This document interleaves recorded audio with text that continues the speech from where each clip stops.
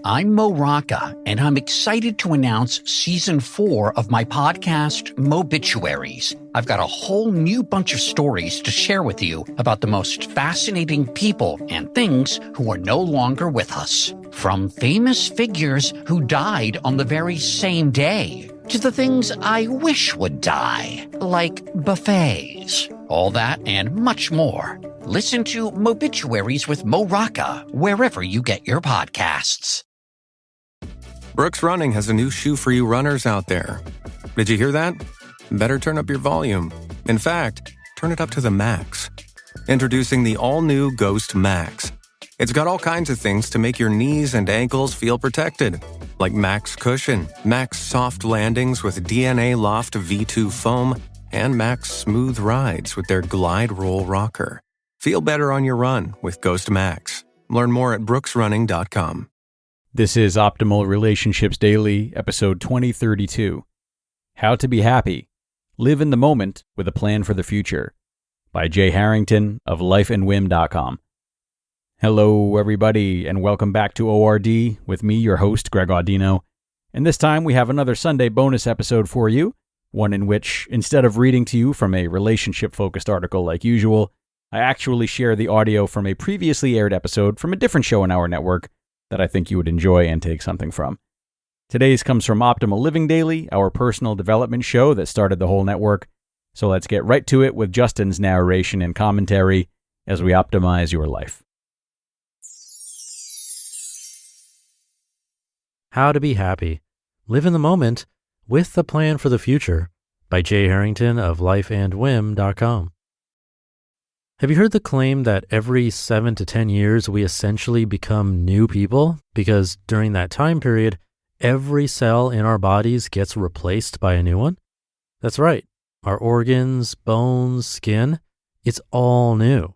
That's pretty remarkable because there are more cells in your body than there are stars in the galaxy. Scientists estimate that our bodies consist of between 30 and 40 trillion cells, 30 to 40 trillion, all working in unison, continually adapting and regenerating to meet our body's needs. It makes you wonder, if our bodies can so seamlessly adapt and change, why not our lives? Recently, my friend and I had a conversation, which we try to do monthly, about our goals and aspirations, trials and tribulations. We're both entrepreneurs operating small businesses, and these conversations help us to sort and process what's happening in our lives and work. Often our conversations center on what's going on in the day-to-day. For various reasons, last week we felt the need to expand our minds beyond what was top of mind. There were changes that we both wanted to happen, but we realized that it was impossible to make changes now if we didn't have a grip on what we wanted change to result in later. Our cells, and therefore our bodies, change. It's what they're programmed to do. But changing our lives is a much harder proposition. Our minds are programmed to resist change. It's hardwired into our DNA. One of our most powerful survival mechanisms is the desire to be part of a tribe. In ancient times, if a member of the tribe, using today's parlance, rocked the boat, ruffled feathers, or otherwise wasn't a team player, he or she ran the risk of being cast out. This meant almost certain death out in the elements. Keeping one's head down to avoid standing out was a good idea. The longing to belong to a tribe endures, as does aversion to risk and desire to conform.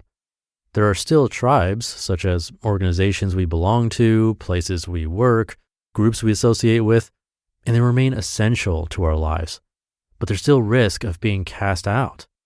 In a bureaucratically run corporation, for example, new ideas are often suppressed because that's not the way we do things here. Our instincts guide us away from risk and therefore inhibit change because they limit our thinking about what's possible. We don't fight for the future we want. Instead, we fight to maintain the status quo. Often we don't even consider the future. Which brings us back to the conversation I had with my friend last week. What led us to a breakthrough was a simple question. What do I want my life to look like in 5 years? Give it a try. It's not as easy as it seems. At the very moment you get clarity about what you want your life to look like, all of the corresponding doubts, the cons to your pro, creep in. This is what author Stephen Pressfield calls the resistance. For every result you desire, 5 reasons why it's not reasonable, practical, or possible come to mind. Things like, I'm too old, it's too risky, and what will people think? Resistance comes from the outside as well. It's difficult to recognize because it's often well-meaning. Parents want to shield their kids from struggle, so they encourage their child to pursue a college education, something to fall back on, rather than chasing a dream to be a writer, actor, artist, or entrepreneur. While the desire for change still burns, the flame flickers more weakly due to the resistance. As a result, it's easier to ignore as the light dims. In a short excerpt in his book, The Republic, Greek philosopher Plato wrote what's known as the Allegory of the Cave. It's a story about prisoners chained in a dark cave since childhood who know nothing but darkness. One prisoner eventually breaks free and eventually bursts out of the cave into the blinding sunlight. It's a painful adjustment, but he comes to realize that the reality he knew, that dark cave, is not in fact reality. Think Neo in the Matrix for a more contemporary example of the same principle, which is, if you never break free of the realities of today, you'll never be enlightened to the possibilities of tomorrow. For many of us, our minds are no different than Plato's cave. We're fearful to break free of convention and dare greatly. But it's only by facing the fear, by staring wide-eyed into the light, that we can gain understanding of what's possible. This means getting out of our heads and starting to act. Change is hard and takes time. Anything you do today will have little impact on your life today, but something you do today and every day thereafter can have immense impact on what your life looks like 5 years from now. Want to make a meaningful change in your life? Start by thinking about where you want to be in 5 years. Live in the moment, but make every moment be guided by a clear vision of your future dreams.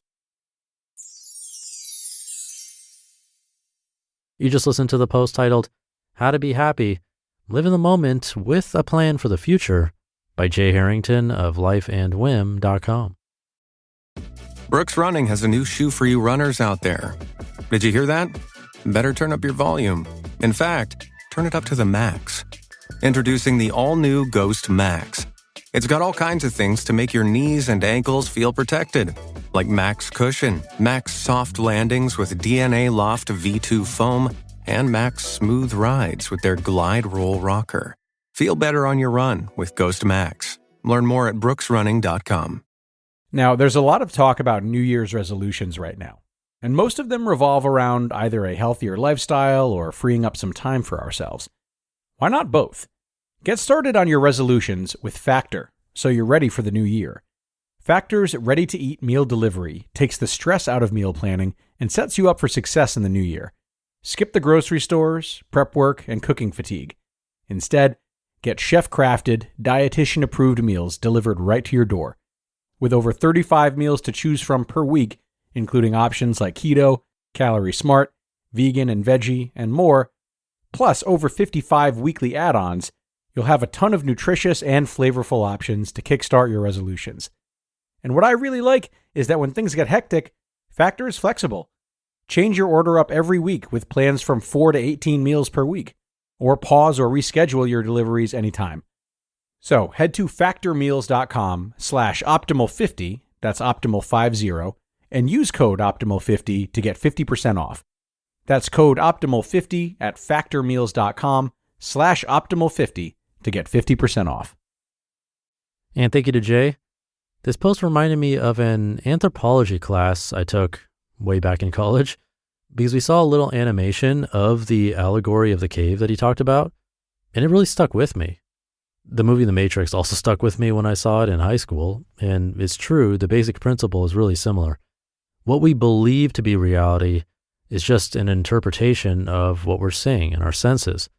But just for a moment, picture having senses that maybe animals have, like hearing things that we can't currently hear, or being able to run as fast as a cheetah or fly like a bird. Our whole perception and interpretation of what we call our reality would be very different. It's a strange thing to think about, but for me, these types of thought exercises can really help break you out of that metaphorical cave and change those lenses we're wearing from time to time.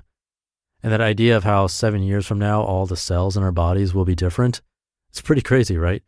It reminds me of the idea that we all came from the same cells too, which is always mind-blowing. Whether you're religious or not, if you believe we came from two people that were placed on this earth or believe we came from something else, either case, if you go back far enough, our cells came from the same place. We're all related and arguably all the same gigantic organism despite being separated. It's really weird to think about. There's a short film on YouTube that you can watch. It's called The Egg, if you want to go down that rabbit hole some more. But I'll stop there for today. Thank you for listening every day and optimizing your life with me. Have a great start to your week, and I'll see you tomorrow, where your optimal life awaits.